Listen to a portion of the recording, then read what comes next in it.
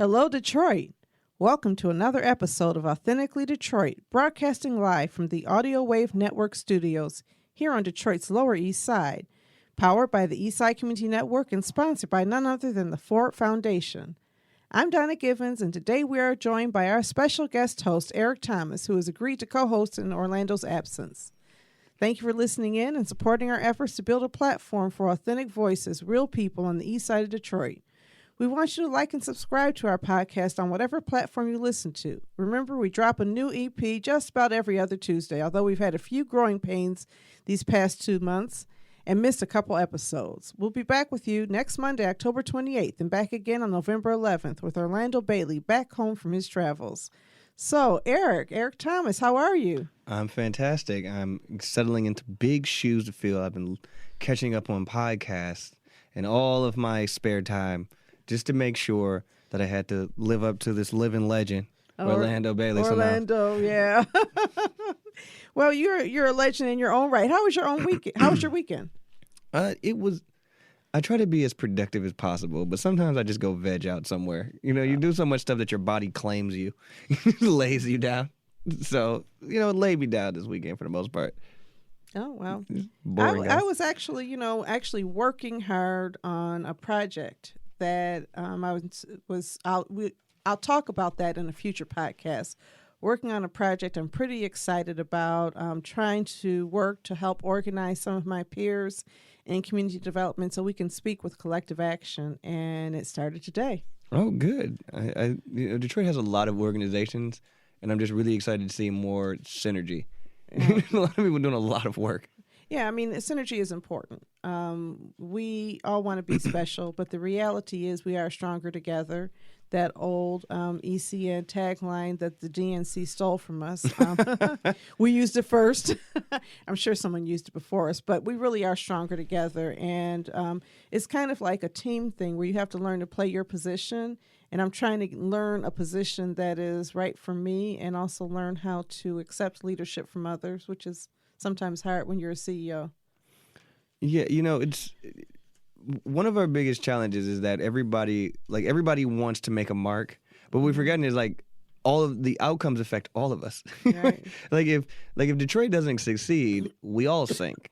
So our job needs to be focused on making sure that we get this all together before we start trying to stake claims in the moon. Let's get it working first. You are absolutely right, Eric. I completely agree with you. So, it was Sweetest Day this weekend. How did you enjoy it?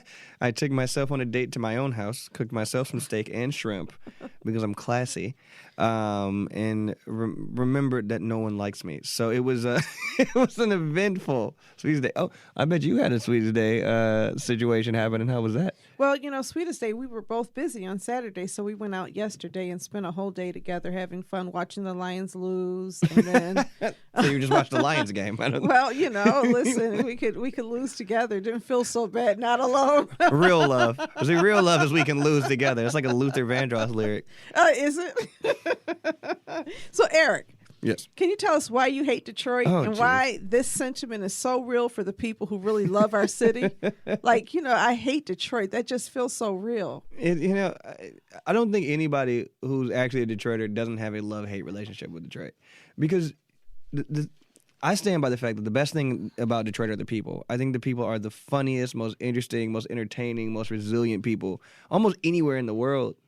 But the systems, the structures, the infrastructure in Detroit fights progress like quicksand. The harder you fight it, the more it tries to destroy you. Oh, you want to start a business? Well, let's see you get a permit. Let's see you open a building. Let's see you do anything. Let's see you call the police, get trash picked up. All of this little basic stuff becomes so much more complicated just by the weight and the scale of the infrastructural degradation. And so it does become a heavy lift. But at the same time, it's hard not to know a city by the people in it and the people that you know in it. And so you love that part. But good God, it's hard. It's hard to just do things, to push things forward sometimes. Well, you're younger than me, so people my age, we have a lot of nostalgia for Detroit back in the day. Mm-hmm. Back in the day when everything worked really well. I missed it. I think I missed it too. But we have not. That's what nostalgia is. Nostalgia makes you believe everything was really functional at some time in the past, and now it's all things have gone just downhill, and everything that you see broken used to work. And I hear a lot of people engaging those conversations back when our schools were good. When you were a child, before all the takeovers, and which is wild to me because when I went to school before the takeovers, and the school was still whack, right? Like I wasn't allowed to take my books home in the 5th grade and the 4th grade because they thought we would lose them and we didn't have enough books to go around and all this other kind of stuff. So like my school was terrible. Like the EA, like that didn't. It made terrible worse. It made terrible worse, but it was already terrible, right? It's like you take something bad and you figure out how to suck all of the value out of whatever isn't working so that it isn't working at all. Yeah. At least at the high school level, EAA schools were almost criminally bad. No, terribly bad. I've talked to students who went to those schools where they didn't, after they left, there were no teachers, right? So the kids were being watched by security guards, and that was within the last 5 years. Yeah. It's horrible stuff. But the problem that I have with nostalgia is that like that collective amnesia. Yeah. That people get. Exactly. To me, that's always good. It's like when people tell you like music, like we only had good rap music back in the day. I'm like, that's not true. Like you had Milli Vanilli and Flavor Flav. Like like it's not. You can't just pretend that things were like the only rapper that existed at the time was Biggie Smalls, Tupac, and Nas, and then we were the ones that ruined hip hop. Well, and I find that really offensive. Actually, years ago, I worked at Vanguard Community Development Corporation, right? And we had a play that one of our staff people, Dorothea Sharon, wrote based on the conversations we used to have in our office called "I Want My Music Now." And it was all about how each generation believes that their music is the only good music, and how each generation believes their music is somehow innocent, right? Right. So like all of these nasty lyrics, but don't listen to Prince. Don't listen to any of these other people. Don't listen to the Ohio Players. So this idea that somehow goodness ended when we stopped being teenagers, or we stopped being young. In reality, the reason that music was best to you is because you were living at a different time when music affected you differently. And like hormones is why you think your music is better. Well, it's a coming of age experience. And so why are we trying to deny young people their own coming of age experience by forcing them to accept the truth that ours was the only good music? And I was like, as a child, I used to hate that because, I grew up in Detroit. Motown was real, and my dad only liked jazz music. Of course he did. And so he said it was the only real music, right? And so he denied Michael Jackson, the Temptations. He couldn't stand. He had all of this. And the interesting thing is, what I didn't know until I became an adult was my father was actually a doctor to the Temptations. And he was a doctor who worked with a lot of Motown artists. He sometimes hung out with them. But he would come home and trash their music to us and tell us the only good musician was Count Basie and Duke Ellington. Who were great. And were great. But so my response was, I can't stand Duke Ellington. I won't listen to that. It was like this generational warfare. And it's still happening now. Yeah. And it's more than about the music. It really is about valuing and accepting the worth of young people today, and, not acting as though everything was together when we were young. Detroit's murder rate is pretty much what it was when I was a child. It's just bad. It's been bad. When I was a kid, we used to call public transportation the Iron Pimp, right? Oh, yeah. Yeah, so, and I remember my mother getting into it because sometimes our garbage did not get collected from our alleys, which, by the way, garbage collection from an alley is very, very unsanitary and nasty. We used to have to sometimes go out and clean the alleys. Now you just pull the little bin up in front of your house, and when they pick it, you have to pull it back. Right. Back in the day, you were in an alley. You had, garbage was spilling over, sometimes rats in the alley. It was not a clean, nice experience. Not, at least not from what I remember as a child. So see, what you need is those rose-colored glasses. It was actually fairies that floated down and cleaned up Detroit every day until rap started. Right. And these young people, had bad attitudes. And it's really funny because I always wonder who raised all these bad kids, Since we had it all together and everybody loved each other and looked out for each other. And there's some people who really question that. This getting spawned out of nowhere. I guess I have no idea where these kids came from, not from me, because in my generation, we had it all together. Yeah, of course. That's what it is. It's everybody else's fault but mine. But, I think the challenge with that, beyond being kind of ridiculous and beyond the fact that that is the exact same ideology that creates Make America Great Again, same exact nostalgia. Beyond that, it also keeps us from being solution focused. If the arc of the universe bends towards justice, we have not gotten there yet.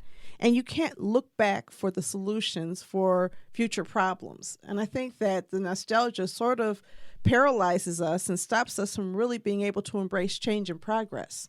I agree. I think there's this thing where we look at what is and don't think about why. I've been arguing with people about this quite a bit. I was listening to one of the podcasts you're talking about being on the lodge with it. And it is a thing that bothers me because I get in these arguments and people are like, well, why is the murder rate so high with, young black youth and all this kind of stuff? That's a great question. But did you ever stop to try to answer it, right? When people use why is this happening as a way to end the conversation instead of a way to uncover systemic challenges and threats. Well, if we wanted to really go back and look, we need to probably go all the way back to the Middle Passage. Oh, yeah. Go all the way back to a plantation and all of the trauma that our people experienced in bondage, tortured, oppressed, raped, brutalized, families torn apart. All of these things are happening to our people. They have to get up and go to work every day or they'll be killed. Children have to work. Time doesn't stand still. And there's absolutely no compassion. I don't know. Did you see Watchmen on Sunday? Oh, I didn't, but I saw they did with the riots in Tulsa. Yeah, well, that's not a riot. It's an uprising. That's a massacre. Yeah, it was an absolute massacre. Right, it was a massacre. Planes were bombing people. Black people were being shot down like dogs. That's not a riot. The idea that they call this a race riot implies that there is some back and forth. Right, that there was an equivalent exchange. Right. It was a massacre of black people who had made something, and the next generation of those people. And I think that's probably what Watchmen is going to end up being about, is what happens to a people that are massacred like that. What happens when your people are hanging like strange fruit from trees and when women cannot protect their bodies? There's trauma. And that trauma ends up becoming part of your psyche, the way that you interact with other people, how you treat other people, how you regard yourself. And then traumatized, then you have a kid and you pass on that trauma. You pass trauma down to your kids, generationally until an intervention is done. That trauma is going to keep on getting recycled. And so Dr. Joy DeGruy wrote an excellent book about it. I don't know if you've seen her book or any of her videos, Post-Traumatic Slavery Syndrome, but she makes it plain. She's a psychologist and she is brilliant. She makes it plain exactly what's happening. So if you're going to talk about murder, let's talk about trauma. When you talk about people, you have to talk about their environment. You have to talk about the conditions. If you look at a situation where the condition that black people live in is artificially manufactured, right? Redlining, discrimination, lack of funds, disinvestment in communities, tying funding to property values around schools, but then artificially lowering the value of the properties around the schools, taking out job opportunities so you can't raise the value. I mean, there are things, and then you have a chain of events that create a degradation of opportunity, and then you blame the people for existing in a place that you put them. Yeah, there's a book called Race for Profit. Oh, yeah. If you don't read any other book, it is, if you read The Color of Law, Race for Profit takes The Color of Law and puts it on steroids. I'm telling you, I'm trying to remember the name of the author, but she is a brilliant young woman. This book came out this month. It's October 1st, and I had pre-ordered it because I saw something about it online. But what she talks about is the fact that black people were not allowed to purchase homes. Right. And then when the FHA decided to allow us to purchase homes, they did it in a manner that really discriminated in a whole nother way, because the homes we were allowed to purchase, fair housing still was not being enforced. We were not allowed to move to the suburbs, right? So we had to live inside the city of Detroit, or in cities, I should say, in urban areas, because the Nixon administration inherited this fair housing bill. And so they wanted us to stay. They didn't want to threaten suburban attitudes around racism, allowing for Negro invasions. They wanted people to be able to choose. So what they did was, Well, but it's so much bigger than COBOL, right? So what they did was they created these mortgage programs that they targeted women on welfare and sold mortgages to women on welfare to purchase homes that were in degraded condition that never should have passed any kind of inspection. And they took out a loan. The woman, or primarily women, would purchase this home without working systems, maybe with the floor eroded and sometimes with fire damage to the home that had never been checked. And she could not afford to maintain or improve that home. And then also she could not afford the mortgage. So she would lose this home that was way overpriced. And then they sell somebody else another mortgage. And the selling of mortgages was not linked to risk because FHA guaranteed all of these loans. So as long as you took out a loan, the FHA would guarantee it. People were prosecuted in the 1970s because they were actually not doing the basic inspections in the homes. They were acting in collusion with each other and got very, very rich. I mean, it's just like, Wall Street got in trouble for, the ghetto loans and all that kind of stuff. Well, there's a legacy. 30 years later, the exact same practice. There is a legacy of specifically targeting an individual group and then blaming them for their outcomes as if they're not being targeted. The one word that drives me crazy, one term, is victim mentality. Whenever somebody says victim mentality, it drives me nuts because, who has victim mentality? Victims. Well, you know who else has a victim mentality? Victimizers. You give me a good victimizer, and we're going to talk about it. Gaslighters. Turn it around. Donald Trump says nobody is treated worse than me as president, while he treats everybody like crap, right? No, could we just talk about the fact that 2 of our presidents were shot, and he says no one has treated anyone worse than him. And 2 or 3 of them were literally shot in the heart. Can we just talk about the fact that this man had birtherism, was a promoter of birtherism, harassed President Obama his entire presidency around birtherism, and yet he considers himself harassed. They shot JFK in the head. Right, but you know what? He did. Who was more harassed than being shot in the head? I agree with you, but what I'm saying is, if you say Donald Trump didn't shoot him, what Donald Trump did do is birtherism. He harassed him. He harassed him. He literally did the thing that he is complaining is being done to him, although there are facts on the other side. So let's get into the news today. We try to do fresh off the press, and we have a few news stories that are hot. This is a hot news day, isn't it, Eric? It's a hot news day. Ooh, burning hot. So this is our commentary on news items relevant to the city of Detroit. If you and our listening audience have a news item you would like us to cover, you can send them to authenticallydetroit.com or hit us up on our socials at Authentically Detroit. So you can just post something on Facebook or on Twitter and let us know what you want us to cover. But what should we be talking about today, Eric? Okay, so just hot off the presses, right? We have the Duggan administration admonished for preferential treatment of the Make Your Date program. But here's where it gets interesting, right? It says, Detroit Office of the Inspector General finds Make Your Date program received preferential treatment from Mayor Duggan, but there was no abusive power. But then they go and say that Alexis Wiley, Duggan's chief of staff, abused her authority by twice ordering city staff to delete their emails. Somehow, Duggan is so interesting to me. Somehow he has sidestepped all of this. No, he has. And if you read the whole article, now she may have committed a crime. Yes.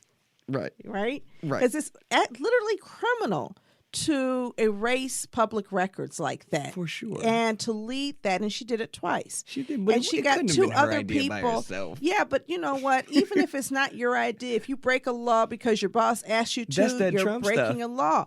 So Trump people just fall like flies. They just always take the fall. But you see, also if you read further into the article, the whole Sister Friends program, it was more than just him giving them money, and he did that. But there's also the whole way that he allowed, first of all, the contracting process was ridiculous because it looks like the staff at Make Your Date were not providing outcomes, were not providing the data, and were not in good communication. And when they got mad, they went to the mayor.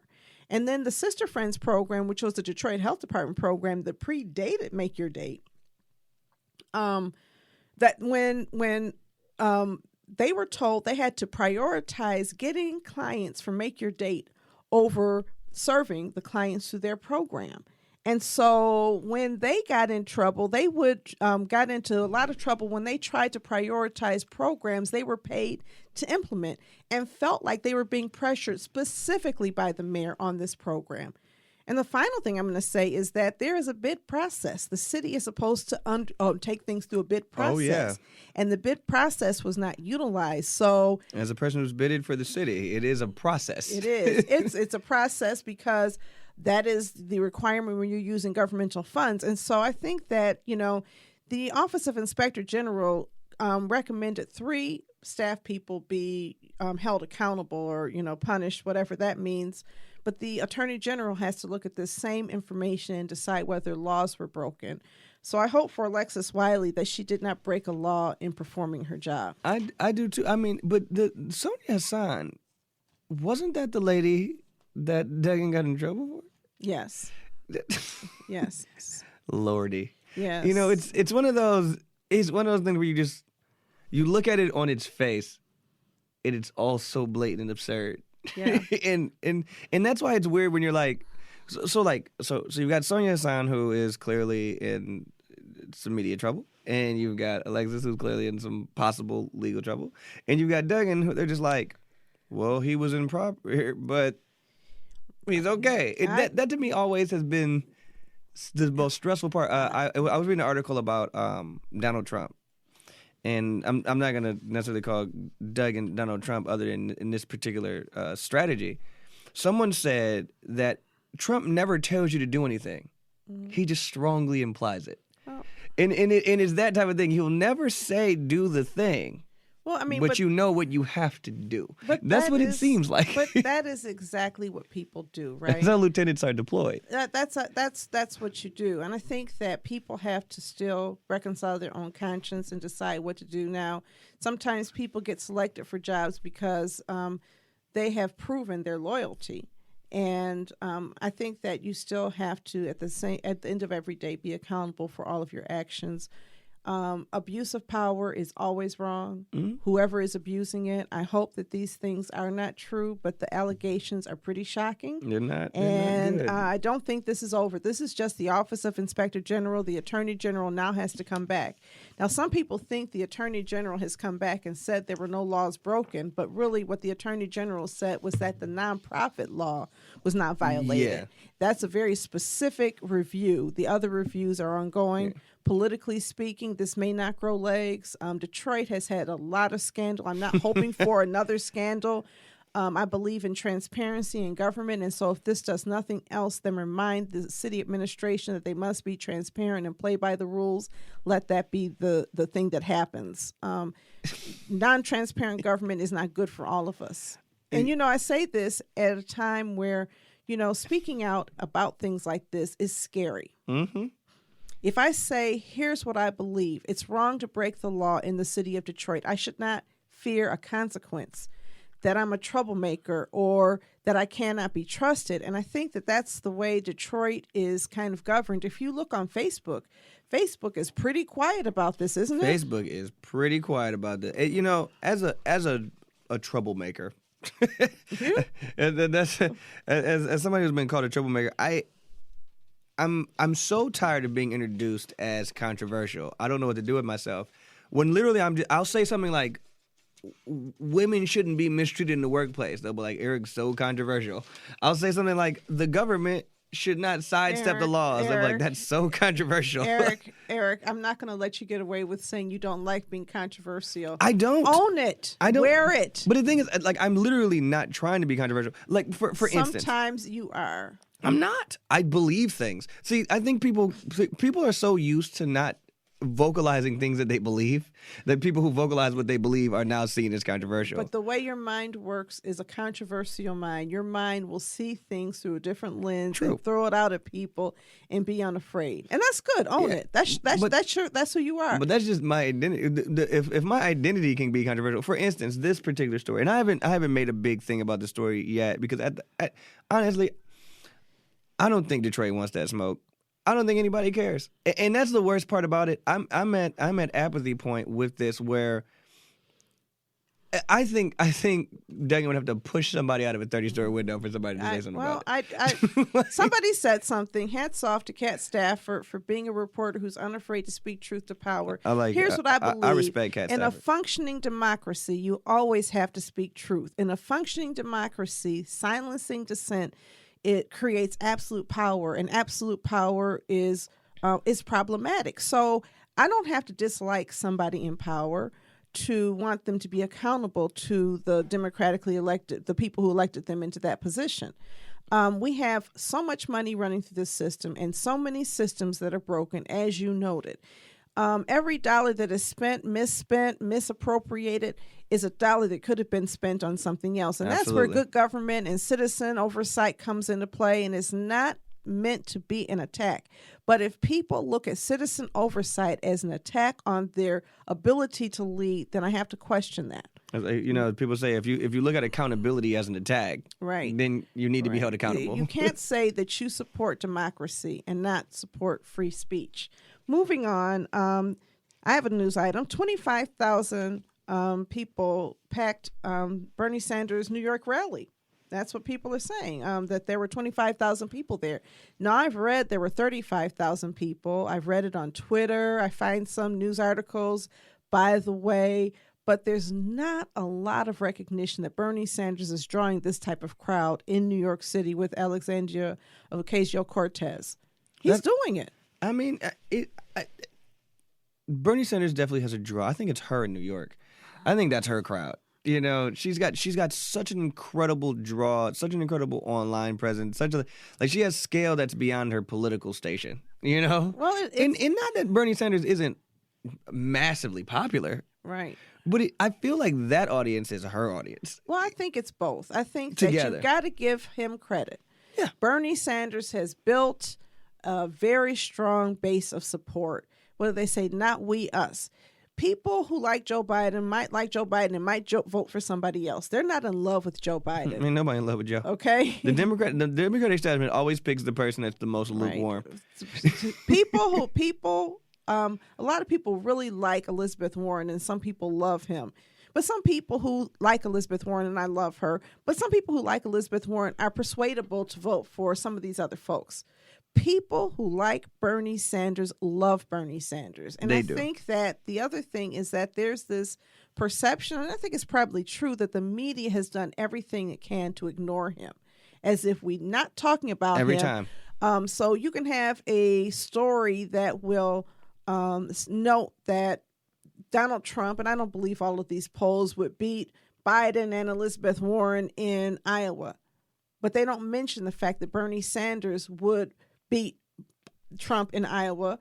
They don't mention his relevancy. There was just an article that came out, I think it was NBC did an article pointing out that Bernie Sanders is weak after his heart attack, and he's weak this year. And this is the day after he draws between 25,000 and 35,000 people to a rally. So I say this not as a supporter of Bernie Sanders, because I support Elizabeth Warren, but as somebody who believes that truth is always the right thing. Let's not fudge the numbers, and let's not minimize the man. Let the best candidate win based on a fair and even press. I mean, there's clearly a few people that they're going out of their way to pretend like don't exist, right? They're really trying to make Andrew Yang a thing that doesn't exist. Right. And Andrew Yang absolutely exists. Like, he definitely exists. He definitely has a large well of support. He's good and savvy at the internet because he's an internet billionaire, right? Like, Andrew Yang, no matter how much money he raises, they won't put him on a title card. They won't put him on, they don't give them any but they will credibility. Put Amy Klobuchar, yeah, who has the charisma of a goldfish, on the front page of a paper. Wow, she really socked it to Elizabeth Warren. First of all, this is a woman who has a horrible reputation for how she treats her campaign staff. Terrible reputation for how she treats people. But I read somebody say, it doesn't really matter because most of us won't work for her, as if how she treats people is not a reflection of her character. Yeah. And that's really crazy to me. Like the way she feels the people who she sees as beneath her. Right. It's not a reflection of how she governs a nation. Right. What are you talking about? It's ridiculous. I mean, but then you'll see somebody like Tulsi Gabbard, who is like just like a shadow Republican. Right. She's like solidly a Republican. Everybody's trying to act like she's not.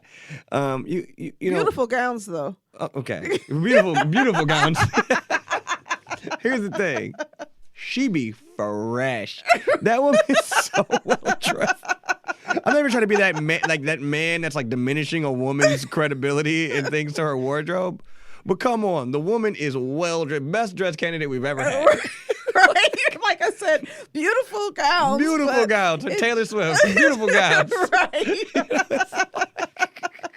It is incredible. But they've been trying to suppress Bernie Sanders for a long time. And I refer to Elizabeth Warren as Bernie Sanders with a plan. Right? Like I think Elizabeth Warren is everything that Bernie Sanders has, but reasonably. Right. with some demeanor and some calm. Bernie Sanders' answer to every question is to be louder. And like that is not the answer. Well, that's exactly why I love her. But you have to give Bernie Sanders credit for this. Sure, I was a Bernie supporter first time around. I was too. We would not be talking about a $15 minimum wage without him. We would not be talking about Medicare for all, the universal health care without him. We would not be talking about free college without him. Bernie Sanders put some things out in the political dialogue, and people talked about free stuff and Santa Claus, and right now those things are more or less mainstream in the Democratic Party. And so for those of us who would prefer a different president, I think it's ridiculous to somehow just try to make him irrelevant or make him part of the problem, as if Bernie Sanders cost Hillary Clinton the election last time. Hillary Clinton cost Hillary Clinton the election last time. You know, everybody but her. It's the Russians. It's the Russians. Everybody it's Comey. It's not her. And I'm not saying that to minimize all of those other things, but at the end of the day, you are the candidate. Barack Obama ran as a black man who's accused of being a Muslim, and he won. His name is Barack Hussein Obama. Right. And so you got to give it up to the candidate. You're running for the president of the United States. You do not earn your way into that. This is something that you have to win because you inspire belief and vision in people. Hillary still believed that's her seat. And the wildest thing about it is that it's always a charismatic, like, fringe candidate. Say what you want about my favorite drunk auntie, Marianne Williamson. And that is my favorite person in the world. She made the reparations conversation a real conversation for a hot minute until they got rid of her, and all of a sudden nobody mentioned reparations ever again. But while Marianne Williamson was on the stage, there were real conversations about reparations. She never seemed presidential to me, but I did want to hang out with her. Come on, that was not her stage. I think that there's an opportunity for her to have a dialogue, and everybody who has a political dialogue does not have to be running for president. Yeah, she can't be president. Why can't you just have that political dialogue and figure out a way for us to popularize some ideas? The idea that every brilliant person should be a politician is crazy to me also. True. We need some inspirational leaders. Yeah. Okay, let's talk about, let's get back to the news. You have another news story? Oh, yes. My favorite news story. So Founder Brewing has been going through some trouble with some race-related challenges. There was a lot of racial dialogue going on in the brewery, and so this article just came out that says Founder's brewing manager claims he didn't know his black employee was black. Now, if you see the picture of the person, he's very African American, like, you know, beard, brown skin, you know, black. And the exchange, the dialogue that was recorded during, it looks like the deposition, it was so good that it looks like even the lawyer began to lose patience with the manager. And I'm just gonna read a little bit of the excerpt because it's so funny. Mm-hmm. So Evans' attorney's name is Jack Scholes. Scholes, when did you first meet Tracy Evans? 2011.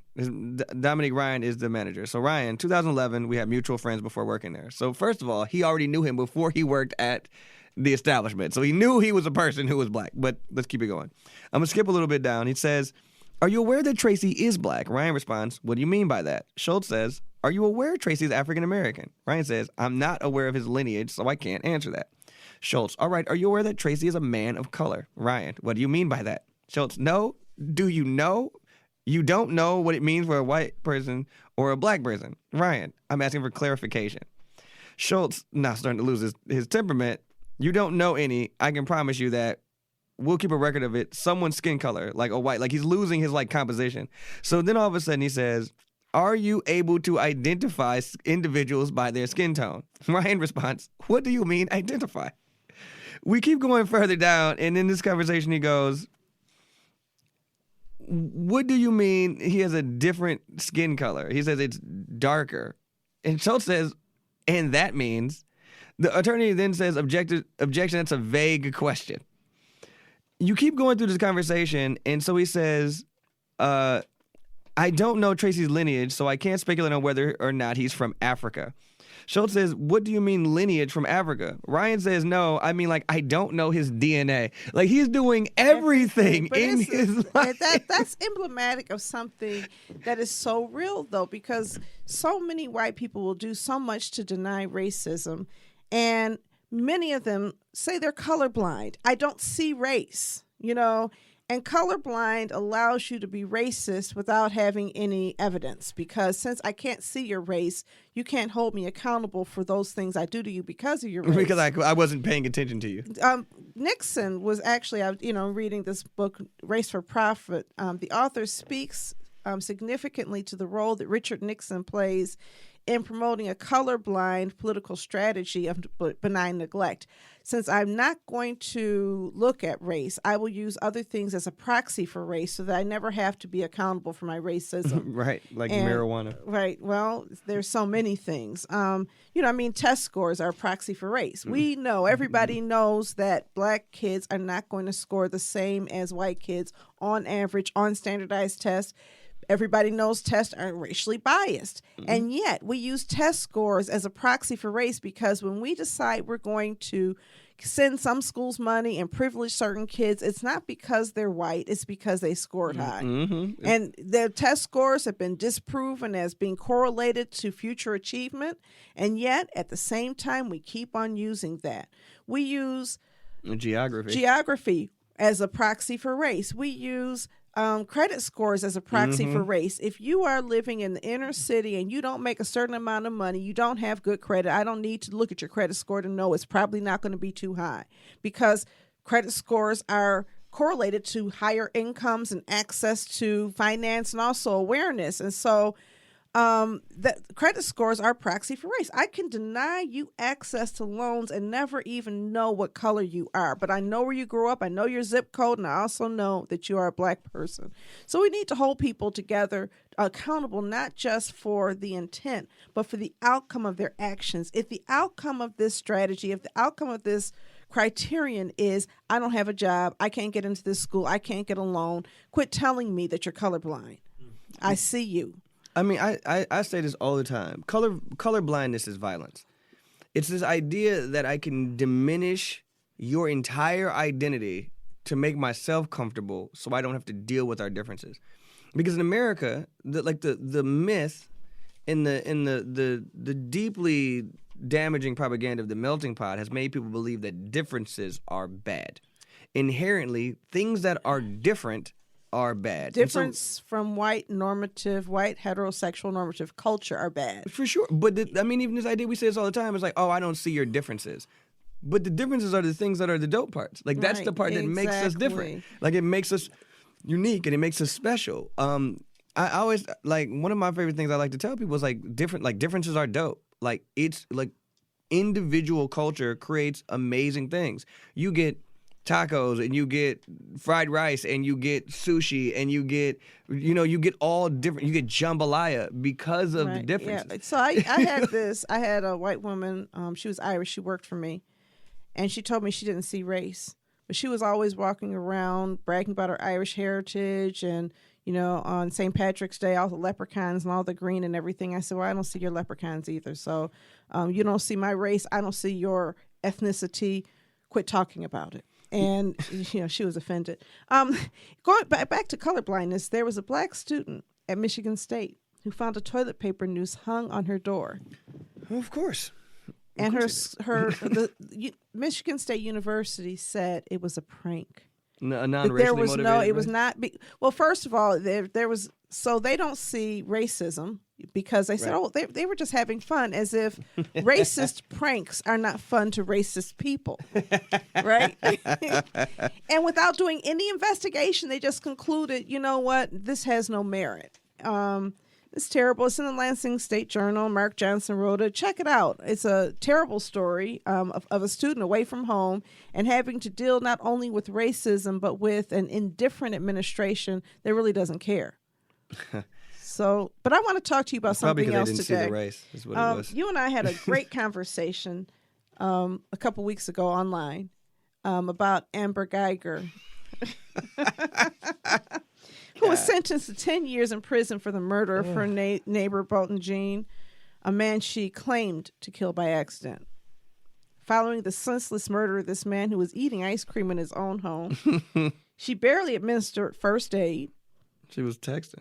In self-defense, she claimed he was a menace charging towards her, and then claimed she wished he had murdered her instead. Me too. As if he was a murderous threat, and she regretted acting in self-defense. And this is a woman with a racist or downright questionable social media post. Yes, indeed. A track record of questionable behavior on the police force, who clearly violated procedures in shooting this man and in its aftermath. Yes, she's the victim. The judge hugged her and gave her a Bible, offering her salvation. God forgives you, baby. Okay? Offering her absolution. Absolution. God forgives you. How do you know God forgives her? I mean, have you asked? It's the high court.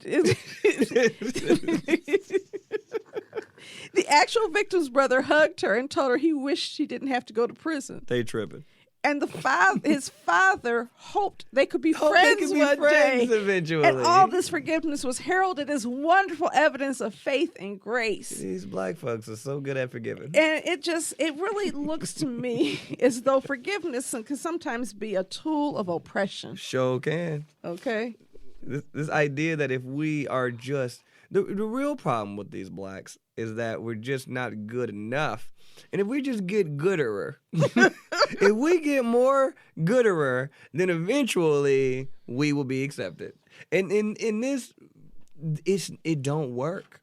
There is no amount of gooderer you can be after you get killed.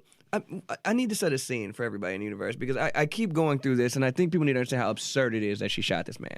So, part one. She's walking in to her home, right? Walking up to her door. She's texting on her phone. She's tired. That's her story. I was so sleepy that I didn't know where I was. First, she noticed her door, quote unquote, was open. So she looks at her door. Now, there's a couple things that happen when you get to your house, and you cannot tell me this is not true. The first thing you see, even when you're tired, is the color palette of your home, right? So somehow she didn't notice that the color palette of their home was different or the arrangement was different. Somehow she saw all the way to him with nothing in between it. Then she didn't notice the smell of her home. Because everybody I know has an individual smell to their house. You know the aroma of your home. She is a grown woman. She lived by herself. It wasn't like her friend was there. She was sexting a guy, so her boyfriend wasn't home, right? She was at home by herself. There was a whole different aroma. She looked at the guy, sees the guy eating ice cream. She had many options that weren't shoot. Option one, one step back out of door, right? That was the first option she could have taken. Step two, call the police, of which she was, which for her is a walkie-talkie, right? Like, she could have done so many things. Her only solution was to see a man eating ice cream in a house that he was away from her, so he couldn't have been a threat because she could have literally ran away and called more authorities and talked the man down, was to shoot the ice cream eating guy while entering and not realize what she was doing until she called her people / texted the guy she was sexting and said, I think I messed up, then was texting him through the time when the paramedics were on the way. But I don't believe any part of that story. It's so sense. Preposterous. Here's what I believe. Preposterous. I believe she knew where she was. He lived just below her. He may have made some noise she didn't like or done something she didn't like in the parking lot. And I believe she went there to confront him. I'm going to tell you why. Because when he was shot, he was either on his back or on his knees. She did not kill him from a position where he could be a threat. Why? How did he get from his sofa to on his back and on his knees other than she had a gun and she forced him there? And I believe Becky got upset. Becky didn't have to call the police. Becky was the police, and she was enforcing something with this man, and it went wrong, and she ended up using too much force, and this man is dead. Oh, no, what do I do? And so she was just trying to figure out how to work her way out of trouble. I don't believe anything about that story, and here's my problem, is that as preposterous as that story is, the woman lied on the stand. She lied before getting to the stand. She used her tears to try to invoke white tears and all that white privilege. The white women get to cry and make it matter. I have never had that privilege in the same way. And so there's a certain level of resentment. And you know he didn't have that privilege, right? He didn't get to cry. He just had to die. And then she tried to frame him as a threat, which was insulting to the whole darn thing. And yet nobody is willing to even begin to question her story or to evaluate something else. So she comes off as this innocent person. Not that she wasn't sharing and liking tweets that basically said, "You guys lucky that I don't just go kill one of you right now." I mean, once again, this was not some small, defenseless young white woman strolling up through the inner city who ended up in a bad situation. This was a trained marksman and a police officer who has been trained to kill, who walked into someone else's house, shot them in cold blood, and hit them with a whoopsie. Here's what I'm saying. I believe he opened the door. I believe she went to his door. I believe he opened the door. That's why his door was open. I believe she shot him because she was confronting him and things went wrong. That's Donna's belief, and unless I have a better story, I'm sticking with that one. But I want to talk about something else about forgiveness, because people talk about Christian forgiveness, and it's such a good thing, and it's so wonderful. It makes me think of domestic violence. Yep. A woman gets beat by a man, and he can put her in the hospital, and she's told to forgive him. God forgives. God forgives. And every time you forgive him, and you bring him back into your life, and he is spared those consequences, he doesn't get better, he gets worse. And you're getting closer to God. In our society, as we keep on forgiving people who are doing harm to us and not finding systems of accountability, we are in some ways undercutting our own self-defense. We have the right to self-defense. I don't believe God wants us to be beat. I don't believe God wants us to be killed. And I don't believe God wants people who kill us in this way to be let off without consequences. The first thing you have to do is ask for forgiveness and somehow do something to pay for your sins. The idea that I'm crying, I'm sorry, and now I'm forgiven, and you can have a Bible and you can have a hug is offensive. And then this judge, who already made me mad. She out of bounds. This judge said if she were a black woman, she would not be criticized. You're right. As if she, as a black woman, if that would have ever happened, to a black woman. You know, I remember years ago, this was many years ago, I think I was kind of young then, and there was a woman who went to the beauty shop in Southfield and took her baby, and she went inside to get her hair done, and she left her child in the car. She came out hours later, cute, and her child was dead. So she drove around for hours trying to figure out how to blame this on somebody and escape culpability. And she told the police her child had been kidnapped and the car had been taken, and they finally figured out it was her. It was in Southfield, at Southfield Towers or something like that. And, you know, this woman killed her child trying to be cute. She didn't mean to kill her child. She may have meant to leave her child all by herself in this car seat. I'm not saying she should not, be punished. I'm saying that there was absolutely no level of compassion for a woman whose child died because she made a grievous error. Instead, people called her a toxic mother, and people all over the internet, or I don't even know if internet existed back then in that way, but I remember people, the talk of the town was basically that these mothers are irresponsible and they don't care about their kids. Right. A couple years later, there was a woman, white woman, who said she had post-traumatic stress syndrome, drove her children into the river, blamed Yeah, I a remember black that. man, That was and wild. all over the news. All of a sudden, I'm watching the Today Show. This is when I stopped watching the Today Show. All of these psychologists were coming on talking about post-traumatic stress syndrome. And I'm sitting here thinking, wait a minute. Perhaps the sister who left her child in the car seat to be cute had post-traumatic stress syndrome and wanted to look good to feel better about herself. I'm not excusing child neglect, but I'm looking at the difference in how we treat a black woman versus a white woman, one being just bad to the bone, and the other one, not the way that song goes, and the other one being bad to the bone. but the other one being, really somebody who's forgivable and sympathetic. Well, the thing that's really a challenge for me is that in order to believe these stories, you have to believe that black people are supernatural. This is the same way as what's the name of the young man with the hands up, don't shoot? That we've lost so many people to police violence. I'm losing. Michael Brown. Michael Brown. The story of Michael Brown to me is another one of those Herculean feats of black monstrosity. The man's story was that Michael Brown walked up to, I don't know any black people who don't seize up when the police are around, period.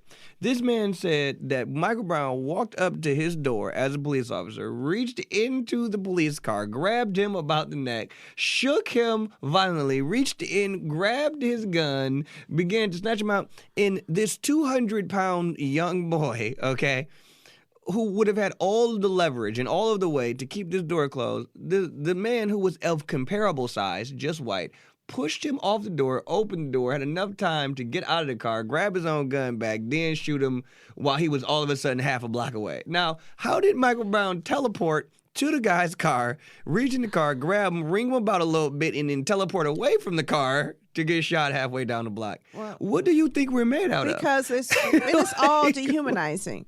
It's all dehumanizing. I wrote something several years ago on Facebook. I wrote a post about the fact that if you just took a black male and you replaced him with a pit bull dog, you'd understand the response. Man. If a pit bull dog is seen as being irrationally violent and unreasonably or just inhumanly, I don't know the word for it, strong, so that a pit bull dog, the first thing when the pit bull dog shows the first signs of violence, you have to put it down before it gets a chance to come and attack you. Right. And that's how black men are perceived. That's and I exactly think how. also the humanization of black emotion. A black woman is not seen as vulnerable, as needy, as worthy of sympathy, and a white woman is the epitome of sympathy. When she cries, we should cry with her. If she's sorry, it doesn't really matter what she did. And I think that that's the way we're socialized in our criminal justice system and our social systems, so that we don't always speak out and really demand equal treatment. And so the judge did what she thought she should do. How many white women has she sentenced to 10 years in prison for murder? It's incredible that level of systemic racism is internalized by us too. And so what happens is you use it and they'll say, well, like Philando Castile, you say, well, that was an Asian guy that shot Philando Castile, as if you need to be white to believe the fallacy that black people are dangerous, right? There are Eugene Brown was a black police officer in the city of Detroit who killed 5 or 6 people. We have a long, proud history of us killing our own. Do you know where the Hunt Street station is? And Gratiot and Hunt Street? Yes. There was a black police officer there, we're talking about in the 1920s, who was known for his inhumane treatment of black suspects. And he was hired by the Detroit Police Department because he was known to keep black people in line. He was vicious. But that's the thing. We institutional racism does not require you to be white. It just requires you to have internalized the structures. Exactly. And the belief systems. And the belief system. And so when you're going back to my, analogy of the abused woman, right? What's a good woman?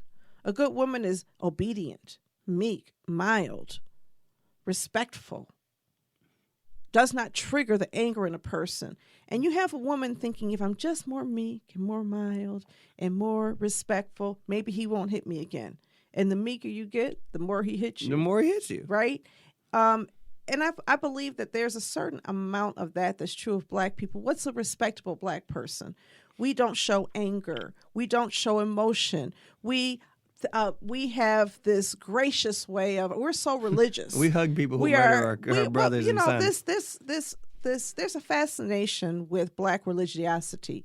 So we're either sinners or we have some enormous spiritual strength. If you read Stephen King, the most religious, spiritual person is always going to be the old Black woman and the old Black man. It's the magic Negro, it's right? The magic Negro. They appear and exactly. they guide white people. And so there's, that the old Mammy, right? Mammy was this person who may have neglected her own kids, not had anything good for herself, but she was the wise, all-loving person who loved you more than she loved herself.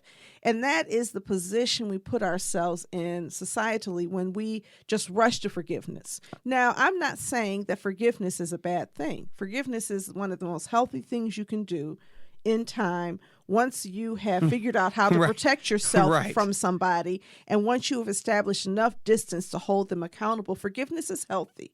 So I'm not anti-forgiveness. I do believe that when you forgive somebody, you free yourself. But you cannot be unfree from somebody while you're still forgiving them and expect to be freed under their oppression. Under their thumb, under their... Yeah. The thing, I'm very anti-respectability politics. Like, really? I stand by this. I was just talking to a young man at a school. I do not believe it is my job to appease any mainstream, any white, anybody's sensibilities, and that goes for more mature Black people as well.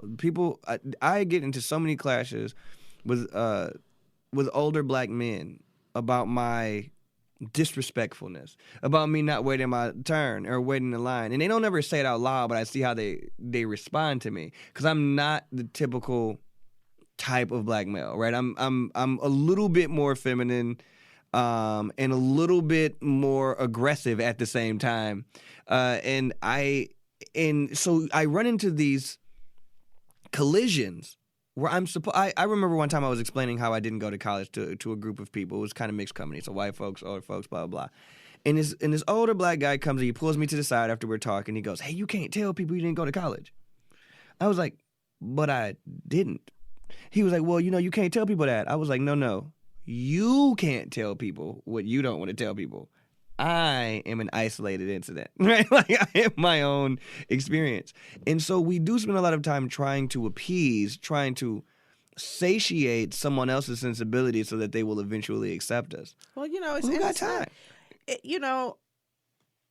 This valuing a person and believing in a person based on their education level is wild. A very Eurocentric way of looking at the world.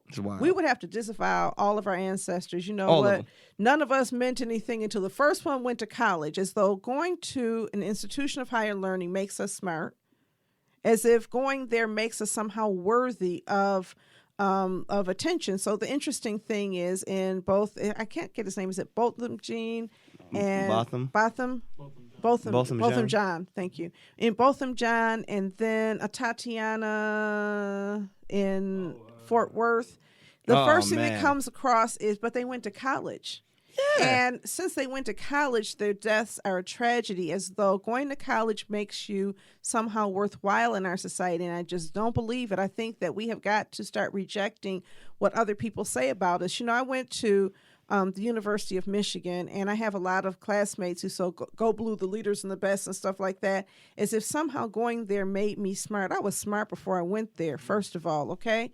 I was, whoever I was. If you talk to people when they knew me in high school, I was pretty much the same way. I've been unfixable all of my life. Untamable too, but that's a whole nother story. I have been unable, people have not been able to conform me into whatever they thought I should be. And especially when I was younger, I dealt with that a lot, where people wanted me to be different than I am. And sometimes I wished I was different too. I wish I could be like other people. Oh my God, it'd be so much easier. God just made me this way, and I'm sorry. I can't, I have to be myself, and the older I get, the more I embrace it. But I say that to say that I don't see going to U of M as making me smarter than people who didn't go to college. I don't see myself going to U of M making me smarter than my grandmother, who did not. Now, my grandmother did eventually go to college when she was in her 40s, but she was smart when she was in her 20s and 30s and everything. When she had her high school diploma, she went to college for a specific purpose. And I'll never be as smart as my grandmother was, because when my grandmother went to college, she ended up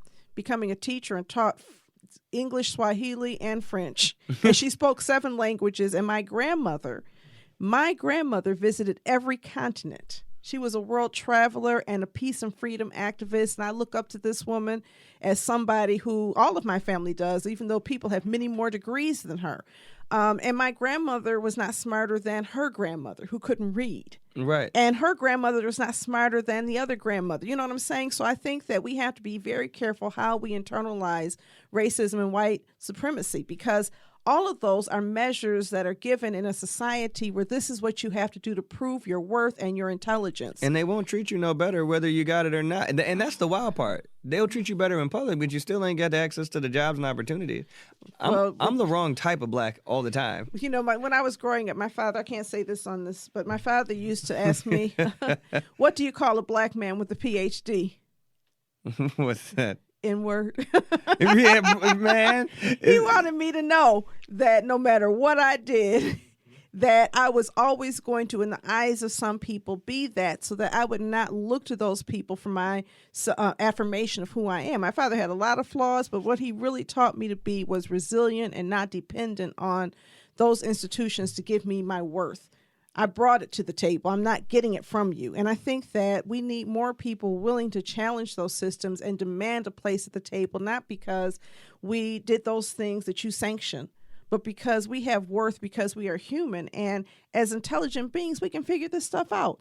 In my work at ECN, one of the things I'm trying to do is make sure that all these conferences I'm privileged to go to and all this learning I'm privileged to have, that I am sharing it with people in the neighborhoods who are equally intelligent but didn't have access to the opportunity to go learn this like that, so that it doesn't become a thing where this organization has all of the information and the people in the community are dependent on us to know what these things mean. It's really a conversation about access. I mean, when I joke about being the wrong type of black person, I was just having that conversation in a car at 3:00 this morning, and it was about like, I advocate for the hood rats. Like, I didn't finish college.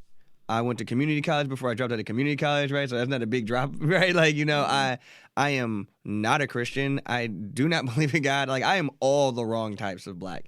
And it is complicated when respectability requires you to be a Christian college graduate as a black person. Like, that is like that is your job. And if you're not Christian, you got to be Muslim, right? Like, you got to be like a part of the Nation of Islam, and you got to have like a PhD.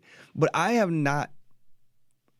am fortunate that people assume that based upon the way that I communicate that I am a college graduate. Like, most people don't know it until I tell them.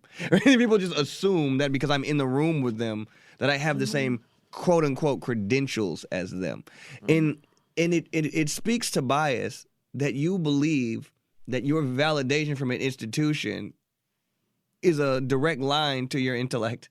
There are, like, we have griots in our community who are the keepers of our stories. They don't need to be validated by a historical institution to be a person who knows where we come from. Where did Donald Trump go to college? University of Pennsylvania. He went Ivy League, right? He went Ivy League. Isn't that evidence of something? Where did George Bush go to college? Like Warden.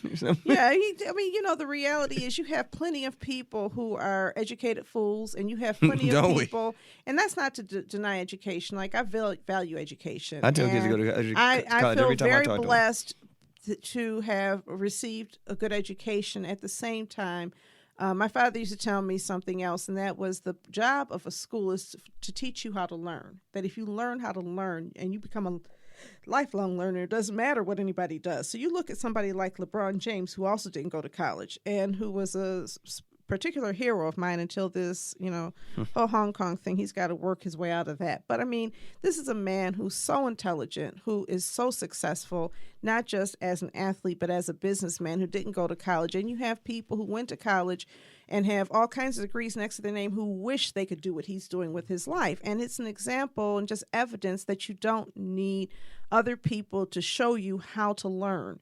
Information is information. If you read a book, then you learn it. If you talk to somebody or you find out about something, you understand it. Look at Abraham Lincoln, who never went to he did not just not go to college. He didn't go to school. He lived in a log cabin, taught himself to read.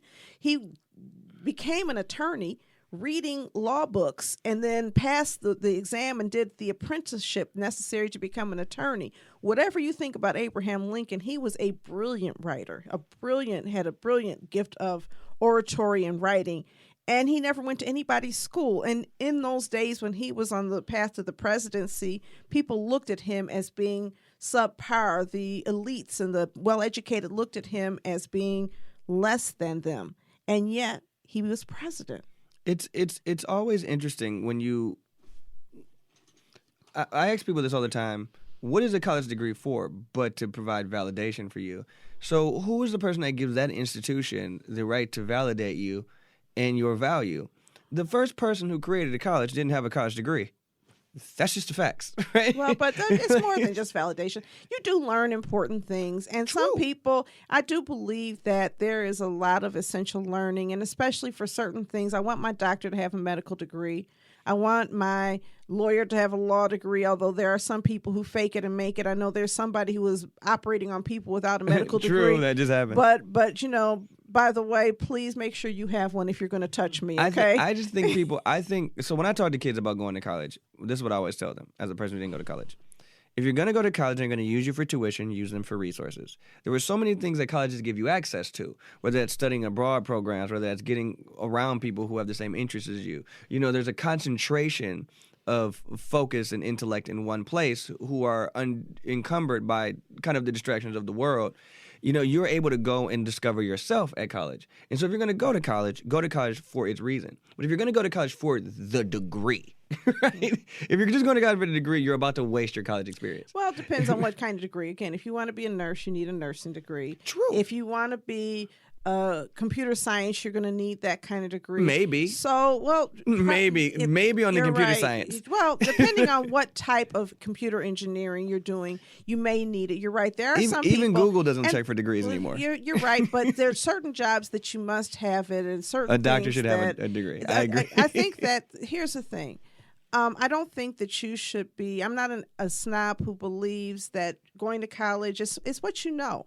And a college career is a way of systematizing the transfer of knowledge. Exactly. And so if you don't have the self-discipline, and a lot of people don't, to teach yourself and to learn on your own, you're going to need to be in a structured setting where you can learn. So I think the school is optimal for those reasons. But True. I think that if you are a person who has a high degree of drive and self-discipline, you don't necessarily need a school in order to get what you need. I think that people who don't benefit from some type of organized effort to teach them are probably less common than people who do. True. And I will say, as somebody who went the route without college, it's a harder route. Like, it's not an easy. I hate when people say, "Oh, well, Bill Gates didn't go to college and Eric's not going to college." Blah blah. Like, this is a harder way to go. Yeah, and that's all I'm saying. It definitely is harder to not go. I advocate college, but what I don't advocate is believing that going to college makes you better than other people. True. I don't believe that having a good job makes you better than other people. I don't believe that having money makes you better than other people. Jobs. And the problem with respectability politics is that the need to be better than other people. I believe that our village is strong when all people are equally valued, and it's hard as hell to do that. We all strive to value people equally. God loves us all. I do believe in God. Yeah, I'm the only one in Detroit. Well, you're not the only one in Detroit. You should meet my mother. You and my mother would get along really well. I was actually raised in an atheist household. Really? Yes, I have a very interesting black past. There's so few of us. I always joke that I'm the last black atheist. I was I'm always alone. We had a Bible, but my Bible was purely decorative. And when I was reading the Bible, my parents would laugh. Oh, look at Donna, she loves to read. I was always an object of humor for them. But at the same time, I have such a strong spiritual element. I do believe that there is a spiritual force that is much greater than anything than we can explain. And there's so many things, and we don't have time for that. I'm going to have a spiritual discussion with you next time. We'll have a good time. That'll be a good one. But I think that the reality is that I believe that in God. I don't know that my Christian beliefs conform to those of many other people.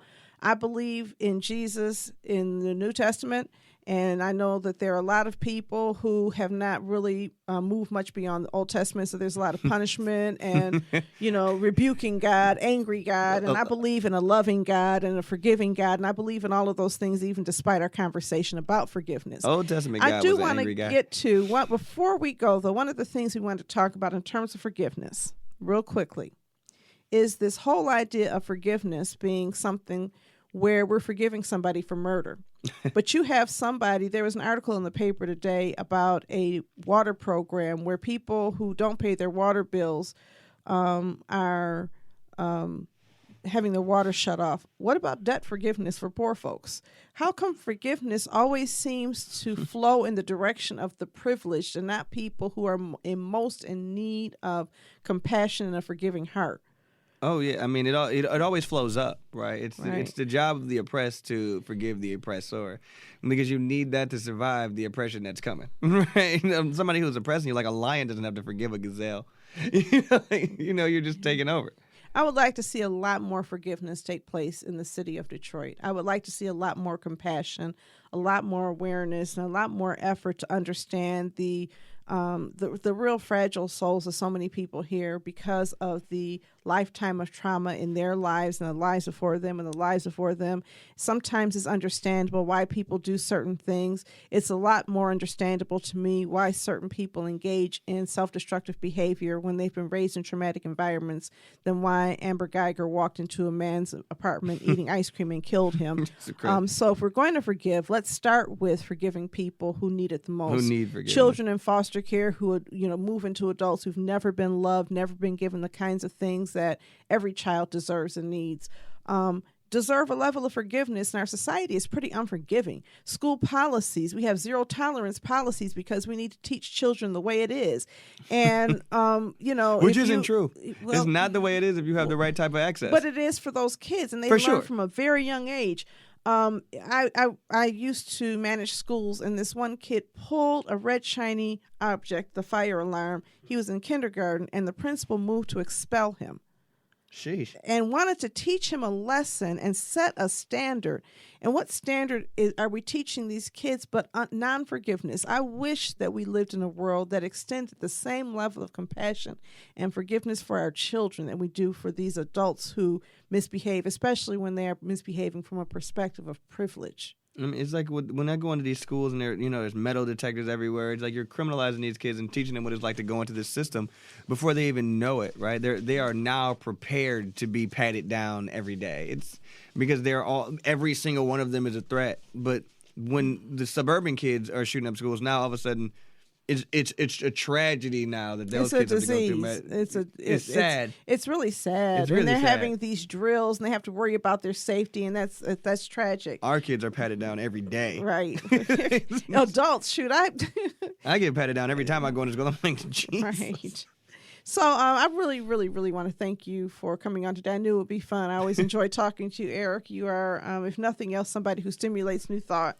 Thank you very much. If you have questions or topics you want discussed on Authentically Detroit, you can hit us up on Facebook, Twitter, and Instagram at Authentically Detroit, or email us at authenticallydetroit@gmail.com. In closing, do you have anybody you want to shout out right now? Anybody you want to just thank for good service or things they've done? Oh, I've got two. All right. So you've got, I was listening to podcasts, so I knew I was going to have my shout outs ready.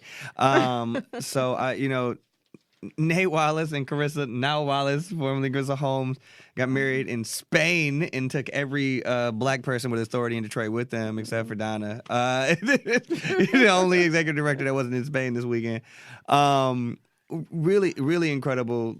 You just dripped out Spain with black excellence. It really was exciting. And we were talking about forgiveness for water, right? So Miko Williams, the Detroit Water Brigade, and that work that he's been doing, he's been fighting. I mean, the young man has interesting tactics, but you can't say that he's not passionate. You can't. Listen, and by the way, if you want to support the Detroit Water Brigade, you can go to Kroger and like them as a community partner, and a portion of everything you spend will go to the Detroit Water Brigade, which is helping keep people's water on.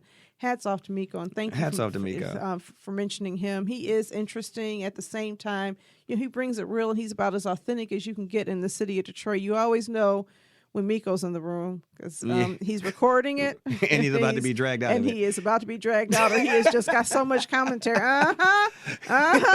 So Miko, if you're listening, I want to shout out Kat Stafford for her investigative reporting.